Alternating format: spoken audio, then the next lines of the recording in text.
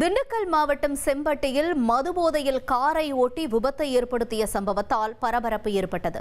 இதுகுறித்த கூடுதல் தகவல்களை செய்தியாளர் கனிராஜ் வழங்கிட கேட்கலாம். கனிராஜ், வணக்கம். இந்த சம்பவம் தொடர்பாக அந்த ஓட்டுநர் கைது செய்யப்பட்டிருக்காரா? என்ன நிலவரம்? திண்டுக்கல் மாவட்டம் செம்பட்டி நாள் ரோட்டிலிருந்து மதுரை நோக்கி ஒரு கார் செல்கிறது. அந்த காரில் 3 பேர் செல்கின்றனர். அவர்கள் செம்பட்டி பேருந்து நிலையம் மதுரை பஸ் வெளியே செல்லும் அந்த இடத்தில் வரும்போது எதிரே ஒரே வழியில் மதுரை ரோட்டை நோக்கி செல்லாமல் அதன் வலதுபுறமாக இருந்து ஒரு வழி சாலையில் செல்கின்றனர். அப்போது எதிரே வந்த கார் மீது பயங்கரமாக மோதி உள்ளனர்.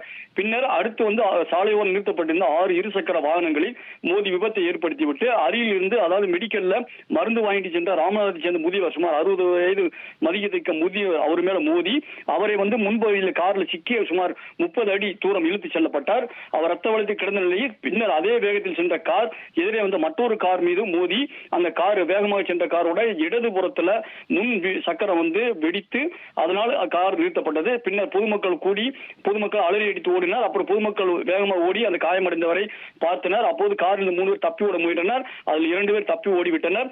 ஒருவரை மடக்கி பிடித்து செம்பட்டி காவல்துறையினரும் அந்த பொதுமக்கள் ஒப்படைத்தனர். இவர்கள் மது போதையில் கார் ஓட்டி இந்த விபத்து ஏற்பட்டிருக்கலாம் என போலீசார் விசாரணை நடத்தி வருகிறார்கள். சம்பவ இடத்திற்கு வந்த செம்பட்டி காவல் சப் இன்ஸ்பெக்டர்கள் பிரின்சிதா தீபா, விஜயபாண்டி ஆகியோர் விசாரணை நடத்தி அந்த ஒரு நபரை பிடித்து விசாரணை செய்து வருகிறார்கள். இந்த சம்பவம் செம்பட்டி பகுதியில் பரபரப்பை ஏற்படுத்தி உள்ளது.